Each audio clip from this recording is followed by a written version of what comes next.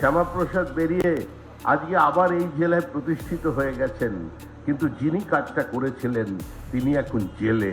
অবৈজ্ঞানিক রক্তদান এর একটা পদ্ধতি মানুষের সামনে তুলে এনে একবার যদি আগুন লাগে জতুগৃহ থেকেও মারাত্মক কেউ বেরিয়ে যেতে পারবেন না। সম্পূর্ণ একটা কংক্রিটের জঙ্গল তৈরি করে ফেলবার প্রচেষ্টা চলেছিল। একটা সময় ছিল যখন রক্তদানকে মহৎ দান বলা হয়। কেউ যদি অসুস্থ হয়ে থাকেন তাকে সাহায্য করুন, ভয় পাওয়ার কোনো কারণ নেই। মাঝে মধ্যে এরকম হয়। দেখুন, রক্তদান শিবির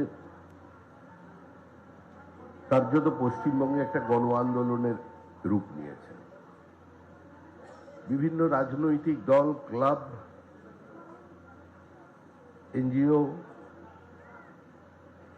ভারতীয় সেনাবাহিনী, বিএসএফ সকলেই রক্তদান শিবিরের উদ্যোগ নিয়ে থাকেন। একটা সময় ছিল যখন রক্তদানকে মহৎ দান বলা হতো। বিভিন্ন হিন্দি চলচ্চিত্রে অবৈজ্ঞানিক রক্তদান এর একটা পদ্ধতি মানুষের সামনে তুলে এনে আরেকজন মানুষকে মহান করে দেয়া হতো।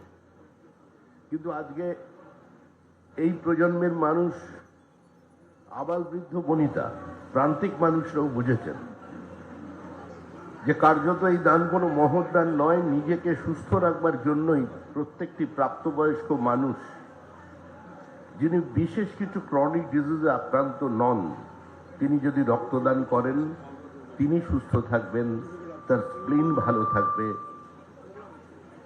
এটা তার নিজের সুস্থ রাখার জন্য একটা প্রয়াস। কিন্তু এত কিছুর পরেও আমাদের বিভিন্ন ব্লাড ব্যাংকে রক্তের অপ্রতুলতা দেখা যায় বছরের 4 মাস ধরে। আবার সাম্প্রতিককালে রক্তদানকে কেন্দ্র করে একটা নতুন অভিযোগ উঠে এসেছে মানুষের সামনে। কয়েক বছর ধরে নাকি নতুন চক্র শুরু হয়ে গিয়েছিল পশ্চিমবঙ্গে। এখানে রক্ত চড়া দামে ভিন রাজ্যে বিক্রি করে দেওয়া হচ্ছে। আমাদের রাজ্যের, আমাদের অধিবাসীদের দেওয়া রক্ত যদি পার্শ্ববর্তী কোনো রাজ্যের কোনো মানুষ পান, কোনো অসুস্থ মানুষের কাজে যদি লাগে, তাহলে একজন রাজ্যবাসী হিসেবে আমরা সকলেই গৌরবান্বিত হব। কিন্তু কার্যত মানুষের এই দানকে যদি সম্পূর্ণ বাণিজ্যিক অবস্থায় রূপান্তরিত করে ফেলা যায়, তার থেকে ঘৃণ্য জীবিকা আর কিছু হতে পারে না। এখন নতুন সরকার এসেছে, সরকার এখনো 100 দিন সম্পূর্ণ করেনি। পরিবর্তনের কিছু ছোঁয়া আপনারা পেয়েছেন, কিন্তু আমরা সমস্ত সমস্যার সমাধান করে ফেলতে পেরেছি এ কথা আমরা বলবো না। আমরা চেষ্টা করছি মানুষের কাছে এই সরকার যাতে তাদের পরিষেবা পৌঁছে দিতে পারে। সরকারের বিভিন্ন ঘোষিত নীতি সিদ্ধান্তগুলোকে যাদের বাস্তবে রূপায়িত করতে পারে তার জন্য ব্যবস্থা করার। কেউ যদি অসুস্থ হয়ে থাকেন তাকে সাহায্য করুন, ভয় পাওয়ার কোনো কারণ নেই। মাঝে মধ্যে এরকম হয়। আপনারা সকলে সুস্থ থাকবেন, ভালো থাকবেন। আমাকে দলীয় কাজে এক্ষুনি আরো 3টি জায়গায় চলে যেতে হবে। আরেকটু সময় থাকলে ভালো লাগতো। আমি আশা করব ভাই তরুণজ্যোতি তেওয়ারি, আপনাদের এই অঞ্চলের বিধায়ক, যিনি নিজের ব্যক্তিগত প্রফেশনের সঙ্গে কম্প্রোমাইজ করে এখানের মানুষের জন্য কাজ করবার চেষ্টা করে চলেছেন, তাকে সহযোগিতা করবেন। যে কোনো ধরনের প্রচার, যে কোনো ধরনের ইনফরমেশন যদি মনে হয় তার কাছে এসে সরাসরি জানাবেন। আমরা চাই না এই বিধানসভা কেন্দ্রের যে চিত্র ছিল, প্রমোটার কন্ট্রাক্টরদের থেকে শুরু করে সাধারণ মানুষের জীবনকে যারা দুর্বিষহ করে তুলেছিল, অসহায় বৃদ্ধ বৃদ্ধার কাছ থেকে যেভাবে তাদের সম্পত্তিকে অন্য জায়গায় লেখাতে সামান্য টাকার বিনিময়ে বাধ্য করা হয়েছিল, যেভাবে এখানের মানুষের দৈনন্দিন পরিষেবাগুলোকে একটু দূরে সরিয়ে রেখে সম্পূর্ণ একটা কংক্রিটের জঙ্গল তৈরি করে ফেলবার প্রচেষ্টা চলেছিল।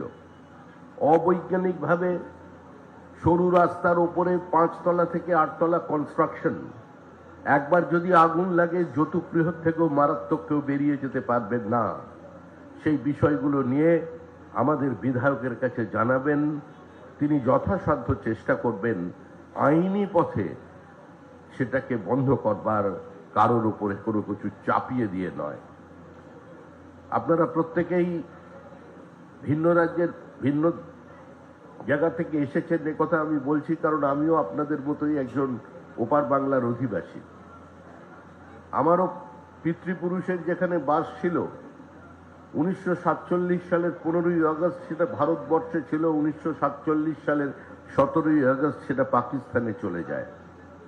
এখানে যশোর খুলনা থেকে শুরু করে পূর্ববঙ্গের বহু মানুষ আছেন।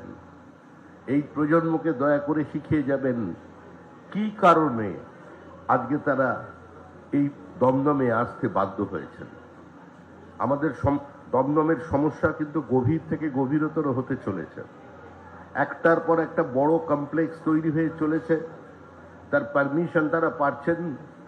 মিউনিসিপ্যালিটির সেই ইনফ্রাস্ট্রাকচার নেই যে আজকে তাদের প্রত্যেককে পরিশ্রুত পানীয় জলের ব্যবস্থা করে দেওয়া বা প্রয়োজনীয় জল সরবরাহ করা। প্রত্যেকে বোরিং করছেন, প্রত্যেকে জল তুলছেন মাটির নিচ থেকে, ধীরে ধীরে জলস্তর নামছে। আর্সেনিকের দূষণ কিন্তু অনেক দূর পর্যন্ত এগিয়ে এসেছে। কিছুদিনের মধ্যে এই অঞ্চলেও যদি আসে আশ্চর্য হওয়ার কিছু নেই। তাই নিজের জীবনের স্বার্থে, নিজের পরিবারের স্বার্থে, ভবিষ্যৎ প্রজন্মকে সুস্থ রাখার স্বার্থে আপনারা সচেতনতা বাড়ান, প্রত্যেকের সঙ্গে আলোচনা করুন, আমাদের বিধায়কের কাছে আসুন, তিনি সাধ্যমতো আপনাদের চেষ্টা করবে। মানুষের আশীর্বাদে আমরা ক্ষমতায় এসেছি। মানুষ জামা বদল করবার জন্য ভোট দেননি, জামার ভিতরের মানুষটাকে বদল করবার জন্য ভোট দিয়েছিলেন। এই দমদমের আগেও অনেক রক্তদান শিবির দেখেছি, অনেক কাট আউট দেখেছি। ডক্টর শ্যামাপ্রসাদ মুখার্জি যার কারণে আজকে আমরা পূর্ববঙ্গের মানুষ এই পশ্চিমবঙ্গে দাঁড়িয়ে নিজেদের ভারতবাসী বলে পরিচয় দিতে চেয়েছি, পারছি। আজকে তার মূর্তি পর্যন্ত অন্ধকার ঘরে এই আপনার রাজারহাট গোপালপুরের একটি কেন্দ্রে বন্দী ছিল, কারণ শ্যামাপ্রসাদের মূর্তি বসানো বন্ধ করে দিয়েছিলেন। শ্যামাপ্রসাদকে নেহরুর বা শেখ আবদুল্লার কারাগারে মৃত্যুবরণ করতে হয়েছিল। আর এখানেও এক ব্যক্তি ছিলেন যিনি কারাগারে শ্যামাপ্রসাদকে বন্দী করে রেখেছিলেন 10 বছর যাবৎ। শ্যামাপ্রসাদ বেরিয়েছেন, শ্যামাপ্রসাদ বেরিয়ে আজকে আবার এই জেলায় প্রতিষ্ঠিত হয়ে গেছেন, কিন্তু যিনি কাজটা করেছিলেন তিনি এখন জেলে। 200 কোটি টাকা এখন পর্যন্ত পাওয়া গেছে, এখানেও শেষ নয়। এদের হাত থেকে আপনাদের পরিবারের ছেলেমেয়েরা কত প্রাইজ নিয়েছেন, কত সম্বর্ধনা দিয়েছেন, এদের হাসি মুখের কাট আউট কত দেখেছেন, কত গান শুনেছেন। হৃদমাজারে রাখিব ছেড়ে দিব না, হৃদমাজারে এখনো অনেক কিছু আটকে আছে। 200 কোটি সবে বেরিয়েছে, আরো বেরোবে।